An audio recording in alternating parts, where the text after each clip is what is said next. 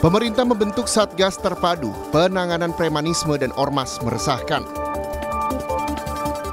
Satgas terdiri dari TNI, Polri, Badan Intelijen Negara atau BIN, hingga Badan Intelijen Strategis (BAIS). Merespons pembentukan Satgas Penanganan Premanisme dan Ormas meresahkan ini, Puspom TNI melakukan kerjasama dengan Polri untuk melakukan penertiban. Dan Puspom TNI Maijen Yusri Nuryanto menyebut TNI terus melakukan kerjasama dengan pihak kepolisian dalam menjaga keamanan dan ketertiban.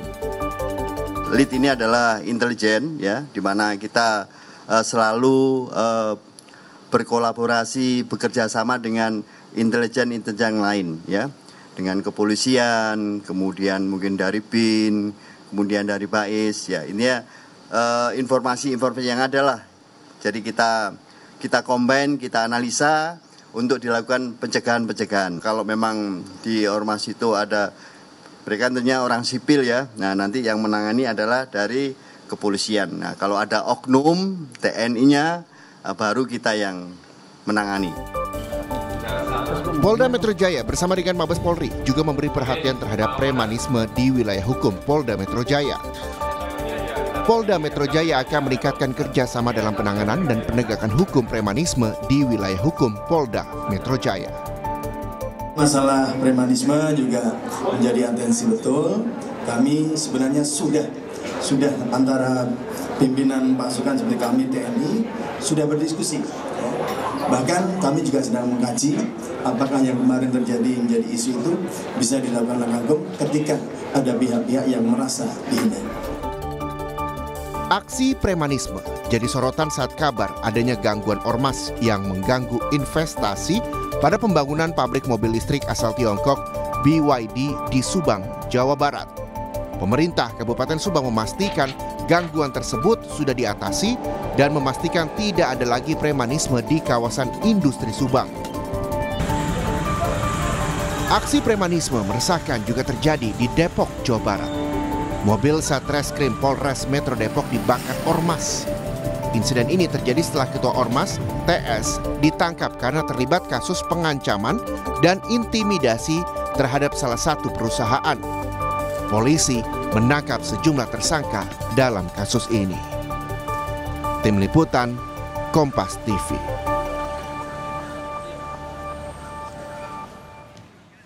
Saudara, pemerintah membentuk Satuan Tugas Terpadu Operasi Penanganan Premanisme dan Organisasi Kemasyarakatan atau Ormas yang dinilai meresahkan. Apakah Satgas ini mampu membasmi ormas meresahkan yang dinilai mengganggu investasi? Kita bahas bersama mantan wartawan Istana Harian Kompas, Suhartono. Mas Har, apa kabar? Baik, Mbak. Satgas Terpadu Penanganan Premanisme dan Ormas yang meresahkan.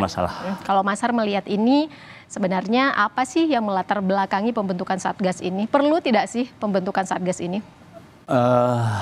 Ulah premanisme itu sudah terjadi sejak Indonesia merdeka sampai sekarang. Levelnya kecil dulu di pasar, di angkutan, sekarang sudah merambah sampai ke pabrik-pabrik. Bahkan yang terakhir terjadi, sebuah pabrik kan dikepung ya oleh ormas. Mereka meminta dana gitu ya dengan mengaku-ngaku THR. Nah, itu yang membuat pemilik pabrik gerah, dan dia akhirnya dua hal yang dia lakukan selain mengirim surat ke presiden, juga karyawannya diminta untuk mempublikasikannya di media sosial bahwa pabriknya tengah dikepung oleh ormas untuk meminta dana. Nah, presiden menindaklanjuti itu, seingat saya ya, pada Maret lalu itu Presiden melalui Ketua Dewan Ekonomi Nasional Pak Luhut Panjaitan sudah memerintahkan untuk aparat melakukan penindakan terhadap ulah premanisme di sejumlah pabrik yang menghambat investasi. Nah, langkah itu yang saya catat juga adalah ditindaklanjuti oleh Gubernur Jawa Barat. Dia membentuk satuan tugas dalam rapat paripurna di DPRD, terus diikuti oleh pemerintah Kabupaten Bekasi. dan juga oleh jajaran Polri.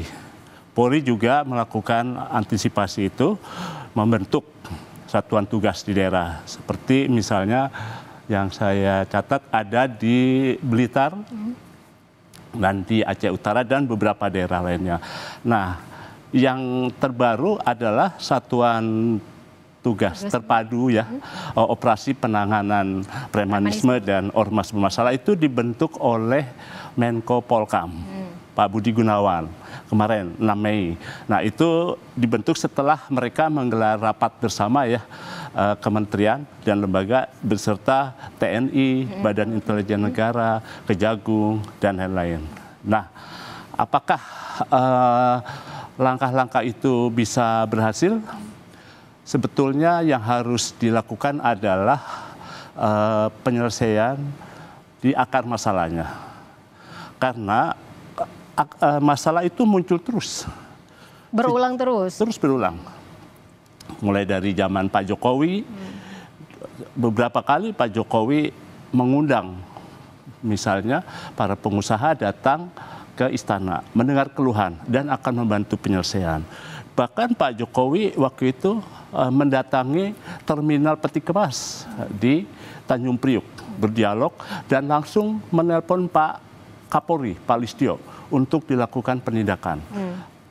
Dilakukan, terus muncul lagi di eranya Pak SBY mundur ke belakang, itu terjadi lagi. Berarti Mas Ar kalau melihat kondisi Indonesia saat ini, tidak cukupkah penanganannya hanya TNI dan Polri sampai harus dibentuk Satgas terpadu ini? Betul, jadi selain harus ada konsistensi dari Presiden, butuh komando Presiden memang untuk menangani premanisme itu ya. Selain dari konsistensi Presiden, juga adalah menyelesaikan akar masalah. Akar masalahnya kan adalah pengangguran, ekonomi, butuh lapangan kerja, dan juga butuh pendidikan. Sehingga mulai dari mereka berpendidikan, setelah pendidikan mereka bisa bekerja, setelah bekerja mereka bisa mendapatkan ekonomi. Kalau tanpa penyelesaian akar masalah tidak akan bisa selesai. Zaman dulu juga ya, Pak SBY juga sudah melakukan penindakan juga, nggak selesai. Zaman Pak Habibie, Gus Dur, mereka malah nggak sempat. Kalau Bu Mega juga malah Bu Mega pernah malah dibilang saya malah ratu preman nih. Karena berarti, waktu itu kader-kader PDIP kan sering demo ya. Nah, terus intelijen tuh menyebutnya di radio HT itu Ibu Ratu Premannya udah datang belum? Yang dimaksud dari Bu Mega gitu ya. Kalau Mas Ar bilang kan tadi sebenarnya harus ada penyelesaian dari akar masalahnya dulu nih. Kalau sudah ketemu nih solusi untuk bisa mengatasi dari akar permasalahannya dulu, tetap harus perlu dibentuk Satgas terpadu penanganan premanisme dan ormas ini. Untuk membantu karena Presiden kan tidak mungkin ya mengurusi preman langsung, perintah Kapolri, Panglima, Denpom, tapi juga harus ada memang satuan tugas. Jadi satuan tugas itu yang bisa menjadi tangannya Presiden untuk bekerja secara langsung. Itu. Baik. Nah, mungkin juga mereka ya boleh ditampung. Ini ada yang cerita menarik ya. Seingat saya di zaman Bung Karno loh ya. Ini dulu itu juga udah ada preman, ada di pasar-pasar ya. Orang menyebutnya preman. Tapi tadi saya bicara ya, ngobrol dengan Mas Tok, Guntur Soekarno Putra, putranya Bung Karno ya. Dia bilang dulu Bung Karno itu merekrut jagoan boleh dibilang orang-orang menyebutnya preman, jagoan Betawi yang namanya Bang Pi. Itu Imam Syafi'i ya dia kemudian pejuang, dia betul dengan bambu runcing berjuang di Kuitang, di Roksi, dan kemudian dia menjadi jagoan. Oleh Bung Karno diangkat menjadi menteri negara pengamanan khusus untuk presiden. Jadi barangkali mereka yang memang mempunyai jiwa kepemimpinan dan juga mempunyai anak buah yang bisa mengendalikan mereka, mungkin bisa direkrut seperti itu. Tapi tetap dengan syarat ada konsistensi presiden untuk mengawasi dan juga menyelesaikan akar masalahnya. Tanpa itu premanisme akan terjadi lagi. Satuan tugas percuma. Ya kita sih terus berdoa ya, Mas Har, semoga dengan adanya pembentukan Satgas Terpadu penanganan premanisme dan ormas ini ya bisa menjaga keamanan di Indonesia, tidak akan ada, ya katakanlah tidak akan ada politisasi dalam pembubaran ormas begitu ya. Baik, Mas Har, terima kasih banyak sudah bergabung bersama kami, mantan wartawan Istana Harian Kompas, Suartono. Semoga sehat terus, Mas Har. Sama-sama, terima kasih.